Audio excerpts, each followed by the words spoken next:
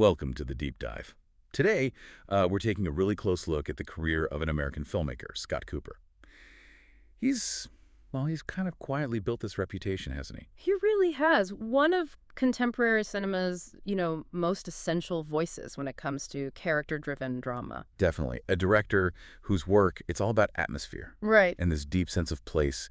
Characters often feel, well, trapped. Trapped by history, by their circumstances. Yeah, and when you actually lay out his films side by side, think about Out of the Furnace, the decaying towns, Right. or Black Mass with the whole Boston Irish mob history. It's pretty clear you're looking at an auteur. He seems obsessed, really, with grounding these harsh, often violent stories in a very gritty, very unflinching regional reality. Absolutely. So our mission today, for you listening, is to sort of map that journey quickly, but thoroughly. How did he go from being a supporting actor for a decade to, almost overnight, directing an Oscar-winning film?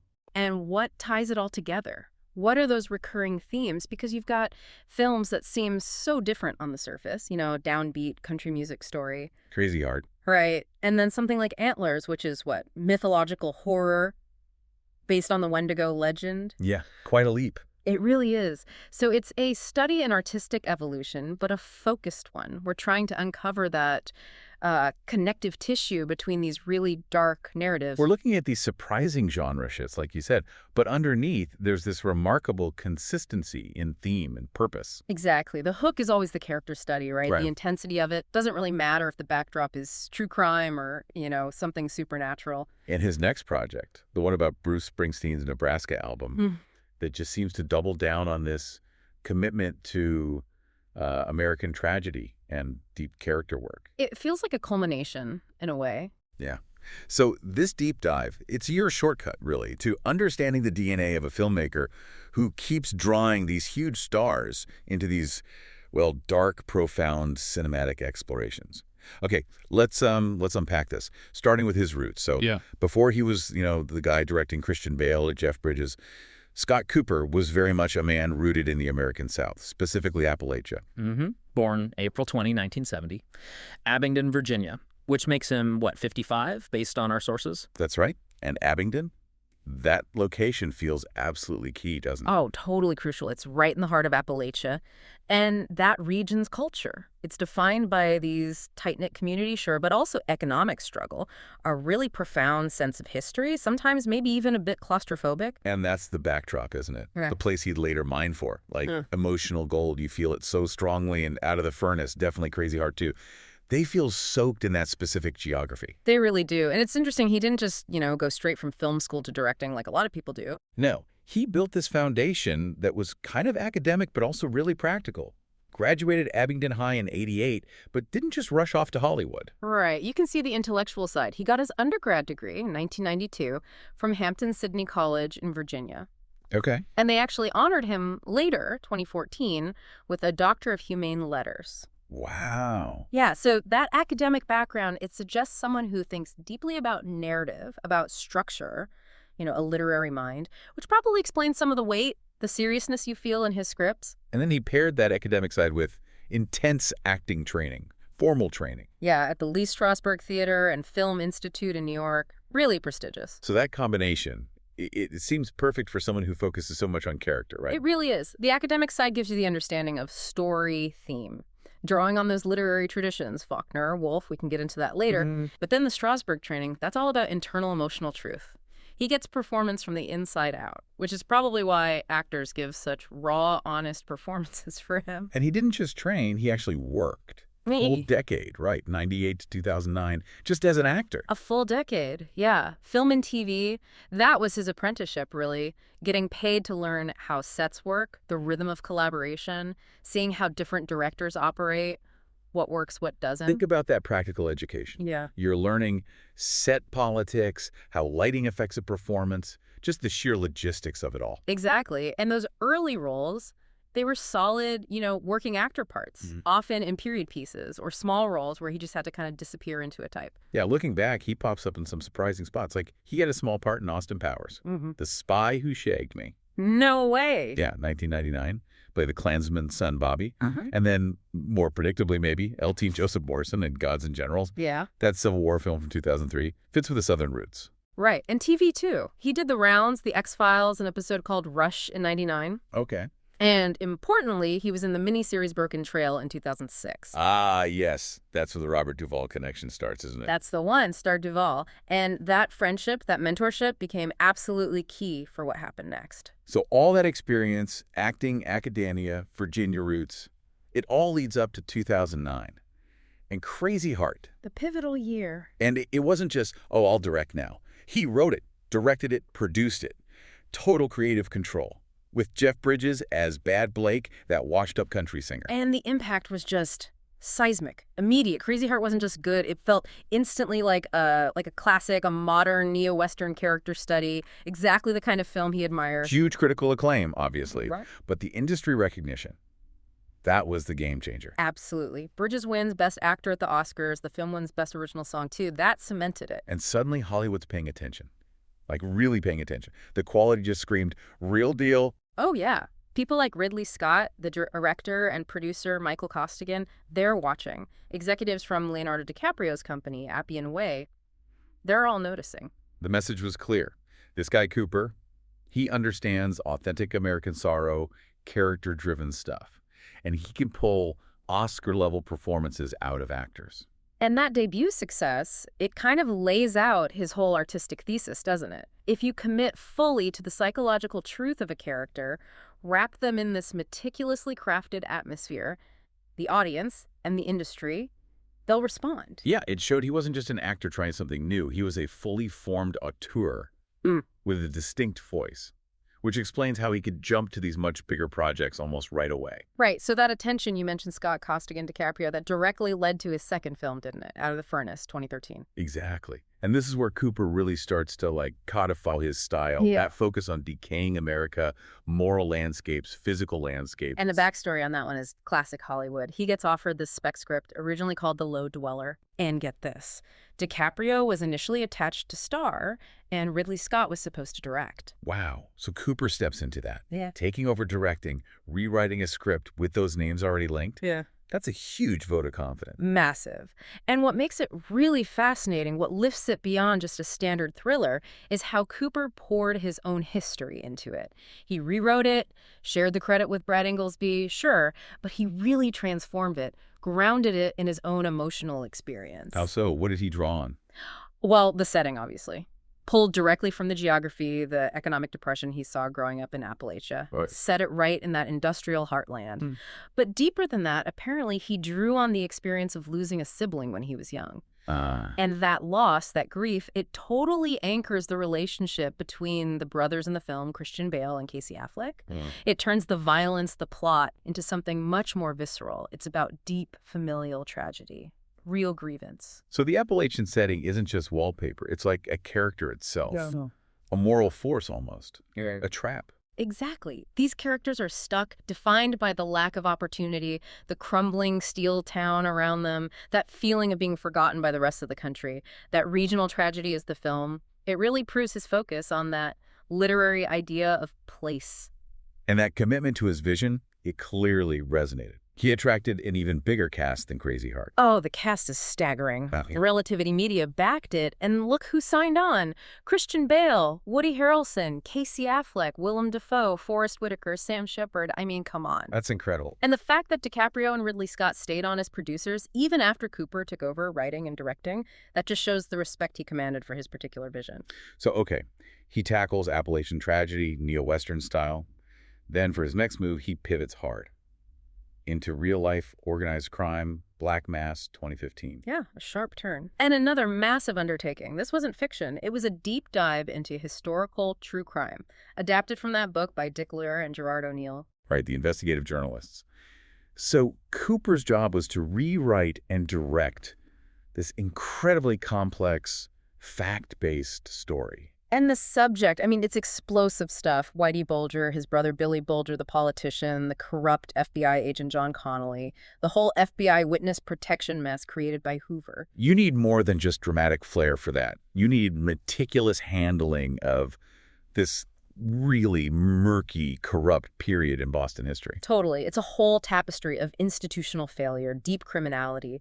And it's worth remembering this story had been kicking around Hollywood for ages. Barry Levinson was attached at one point, others too. So Cooper was the one who finally got it made, stabilized it. Seems like it. His ability to handle these huge real-life figures, their tangled fates, it showed a maturity, beyond just having a couple of films under his belt. And again, the cast. He assembled another powerhouse group. Johnny Depp came back to the project, famously, to play Whitey Bulger, which was a huge get commercially, and Joel Edgerton as the bent FBI agent, Connolly, and then Benedict Cumberbatch. Perfect casting, really, as Whitey's brother, the powerful state senator, Billy Bulger. Yeah, Cumberbatch is great at those complex intellectual types. Cooper just excels at putting together these high-level casts. The challenge isn't finding great actors, it's managing the intensity, the complexity of these real people they're playing. So that shift from the kind of poetic tragedy of Out of the Furnace to the big, sprawling, fact-based black mass, it proved he could handle huge historical narratives just as well as those intimate character pieces. Yeah, showed his range. And, just as a little side note, reflecting his standing then, by 2016, there were articles about him selling his house in Brentwood for like $3.6 million. Wow, okay. It just speaks to how quickly he went from, working actor to this really sought-after director, handling big budgets, big stars. Okay, so we've tracked his roots, those first big successes in regional tragedy and then true crime. But let's talk about something foundational, something that kind of underpins his whole career rise. Robert Duvall, his mentor. Ah, yes. The Duvall connection. It's not just a side story. It's absolutely fundamental, a kind of artistic sounding board.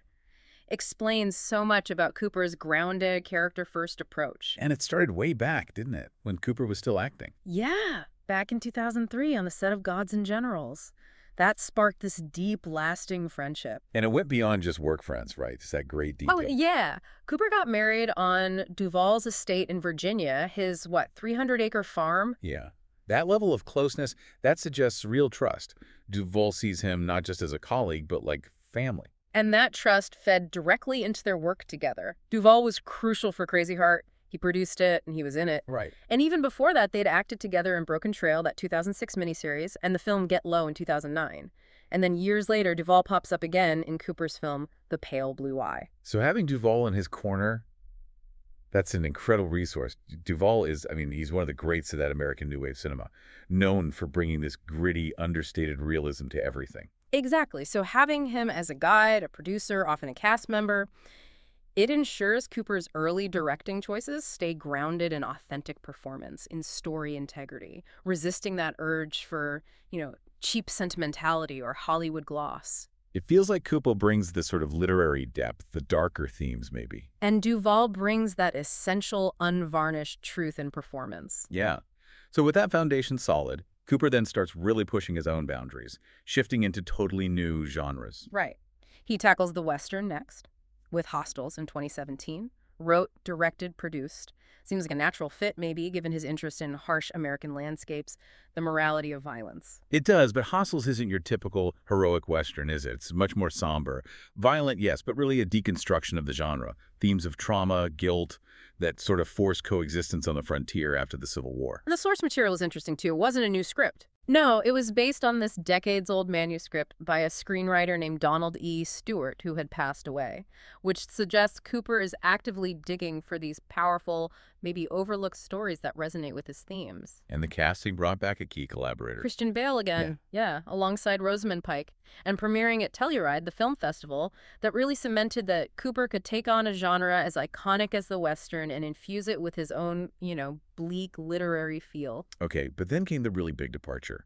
Antlers, 2021, diving headfirst into supernatural horror. That was the radical move. For a director known mostly for these dark, often fact-based dramas, Yep. Yeah, it showed real artistic restlessness. It's a big risk.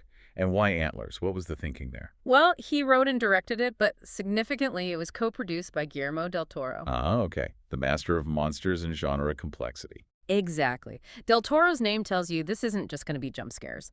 The challenge for Cooper was blending his signature social realism. The story set in this crumbling Oregon mining town deals with poverty, addiction, environmental decay. All his usual themes. Right, blending that with the mythological horror of the Wendigo. So that blend is the key then. Yeah. Antlers doesn't feel like a typical horror movie. It feels more like an environmental tragedy where the monster is almost a symptom. Yeah, like a physical manifestation of the human desperation, the hopelessness of that dying town. And having actors like Kerry Russell and Jesse Plemons, who he works with, again, they provide that grounded human core. It allows the horror to feel earned, tethered to reality. So it proves his loyalty isn't really to one genre, is it? It's to the intense atmosphere, the human cost of these destructive environments. Precisely. He's taking his established themes, loss, decay, moral failure, and just filtering them through a supernatural lens. And then after that experiment, he circled back more recently with The Pale Blue Eye in 2022, period literary drama, mystery thriller set at West Point in the 1830s. Right. Script, direction, production, all Cooper. And, as we said, Robert Duvall making an appearance again. It reinforces that reliance on his core creative family, even as the projects get bigger and more ambitious. So we followed the timeline, but let's try and synthesize a bit now. Let's talk about Cooper's artistic DNA. Because his films, they feel really dense, don't they?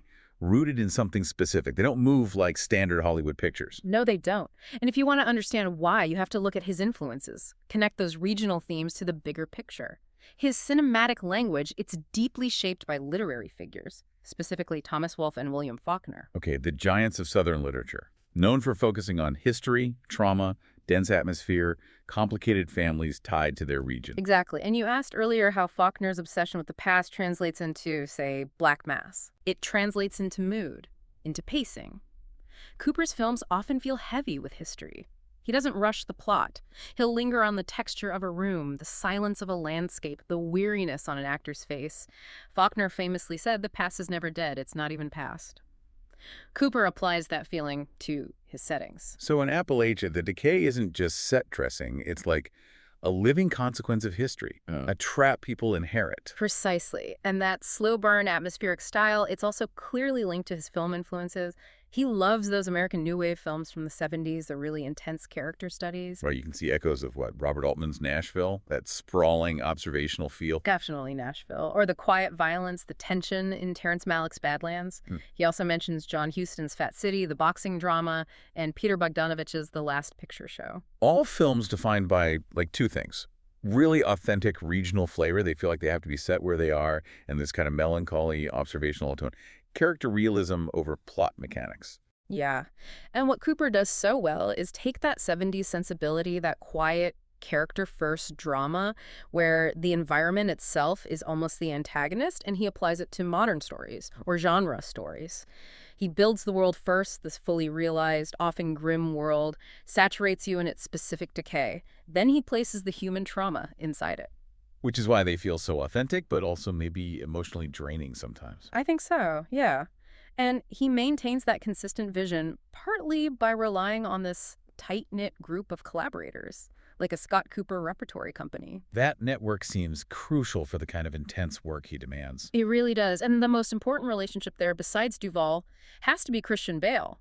Their synergy is just undeniable. Yeah, Bale's known for that total immersion, physically, psychologically. Seems like a perfect match for Cooper's demand for raw emotional truth. He anchored two of Cooper's most intense films, didn't he? Out of the Furnace, Hostels, and their commitment runs deep. They were supposed to team up again for that unreleased project, Valhalla.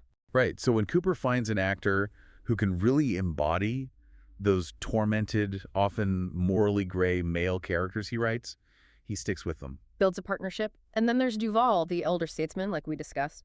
Actor, producer, mentor, across decades. But the company's wider than just the leads, isn't it? Yeah, he uses recurring supporting actors, too, to populate those dense worlds, give them credibility, familiarity. Actors like Rory Cochrane or Jesse Plemons, they often play those essential, grounded supporting parts. Plemons was in Antlers, for instance. They bring this quiet gravity. And there's that interesting detail about his family. Oh, yeah. I think that's incredibly revealing. Listing his daughters, Ava and Stella Cooper, as collaborators in the credits, it signals this really intimate, supportive, creative space. Like, the film set is an extension of his own community. Just before we look ahead, it's worth mentioning those other projects he was attached to, even if they haven't happened yet, shows his taste. Right. Back in 2019, besides Valhalla with Bale, he was also planning to adapt Jess Walter's novel Over Tumbled Graves. So these unmade projects just confirm that ongoing attraction to dense, complex stories about loss, social breakdown. And we should definitely circle back quickly to the recognition he got right after Crazy Heart. Hmm. Because it wasn't just Bridges winning awards. Cooper himself was immediately seen as a writer-director. Instantly validated. He got key nominations straight out of the gate. CFCA Award for Most Promising Director, Best Screenplay nominations at both the Independent Spirit Awards and the Writers Guild Awards. So the industry saw him immediately as a serious writer to watch. Yeah. It's just fascinating, isn't it? A director known for intense violence, bleakness, like in Black Mass or Hostels, but who also has these deep academic literary roots, that tension, intellectual foundation, visceral violence. That's what makes his work so potent, so unsettling. Okay, so all this history we've talked about, the Virginia roots, the Duvall mentorship, that obsession with Americana, authenticity, bleak stories, it feels like it's all converging now, synthesizing in this next big project he's announced, the one about Bruce Springsteen. Yeah, this feels huge. Scheduled for 2025 currently. A massive undertaking, but thematically. It seems like a perfect fit for Cooper, doesn't it? It really does. The subject is specifically the making of Springsteen's 1982 album, Nebraska, which was this intensely personal, almost monastic process. And Nebraska, the album. I mean, it is Cooper's aesthetic and musical form, right? Absolutely. It's Springsteen's starkest work, most acoustic, arguably his darkest. Just a collection of these desolate, character-driven short stories. Killers, drifters, desperate people trapped in that dying American landscape. It's like a musical companion piece to Out of the Furnace or Hostels. The film's called Springsteen, Deliver Me From Nowhere, based on that 2023 book by Warren Zanes. Right, and the book dives deep into that specific period. Springsteen, after the massive success of The River, just retreats. Records these devastating, lonely songs, mostly by himself, on a little 4-track recorder in his farmhouse in New Jersey. Just incredible. And the team Cooper's assembling reflects his standing now. Oh, totally top tier. He's doing the triple duty again. Writing, directing, producing. And the casting for Springsteen himself, that got a lot of attention. Jeremy Allen White? Jeremy Allen White. Which, given White's recent work, those intense, focused roles showing deep internal struggle. Yeah, like in The Bear. Exactly. It feels like genius casting for Cooper's style. Yeah. He doesn't need White to be the stadium rock god. He needs him to be the solitary artist wrestling with creativity, with demons. Yeah. White brings that grounded psychological realism Cooper loves. And behind the scenes, big names are involved too. Major players lining up. Scott Stuber, former Netflix Films boss he's producing, along with Ellen Goldsmith-Vane and Eric Robinson. Stuber's involvement especially signals high expectations, commercially and critically. But the absolute key, the thing that guarantees authenticity, unparalleled access, is the man himself, Bruce Springsteen, and his longtime manager, John Landau. They're going to be intimately involved in making the film. That's huge. That level of cooperation is pretty rare for films about living legends, isn't it? Very rare. It's not just about getting the music rights. It's creative validation. It's access to maybe personal history, maybe even unreleased demos or notes from that specific time. It means they have the full blessing of the boss to explore his deepest, most desolate artistic moment. There's a little bit of industry back and forth about who was making it, right? Yeah, quick note on that. Initially, reports said A24 would produce it, known for auteur-driven art house stuff. Right. But ultimately, 20th Century Studios acquired it. That shift from A24 to a major studio like 20th Century, it highlights the film's perceived potential. The studio clearly thinks Cooper can deliver both an intense character study and a major box office draw. It really does feel like the project Cooper's whole career has been building towards. It does. After examining the dark side of the American dream through Appalachia, the West, Boston crime, now he's applying that same forensic eye to the myth of the American rock icon. Focusing on that moment, Springsteen channeled all his private angst into this universally recognized masterpiece of desolation. #outro I troll. So, just to kind of wrap up Scott Cooper's evolution here, it's been a remarkable transformation, hasn't it? Spent that decade learning the ropes as an actor. Yeah, the practical craft. Then leveraged his background, his intellect, his roots, to become this auteur director, defined by grounding characters, criminals, musicians, soldiers in these harsh, authentic American places, drawing on literature, on 70s cinema. And his commitment to those intense, character-driven stories, It's unwavering. He pulls it off through his vision, sure, but also through that core group of collaborators, the synergy with Bale, the mentorship from Duvall. Right. He consistently finds and illuminates the tragedy, the decay, in whatever setting he chooses. That structural integrity, that's his signature. Whether it's a Western, a horror film, a crime drama, he approaches it with the same literary seriousness, always digging for the moral cost, the human cost of the American experience. Okay, so that leads us to our final thought, the provocative question we want to leave you, the listener, with. Cooper's work consistently, almost obsessively, focuses on the dark heart of America, the violence, poverty, betrayal. So with this next project, zooming in on the stark genius of Springsteen's Nebraska, how will he apply those signature themes, loss, moral failure, that crushing regional identity, to the story of a rock icon exploring his most desolate artistic landscape? And maybe more pointedly, will having Springsteen himself involve temper Cooper's commitment to brutality and authenticity, or will it actually embolden it? Given Cooper's track record of unflinching intensity, well, we expect him to find the bleak poetry in the boss's masterpiece. Yeah, me too. Okay, that's it for this deep dive. Thank you for joining us as we explored the impressive and, yeah, often harrowing career of Scott Cooper. We'll see you next time.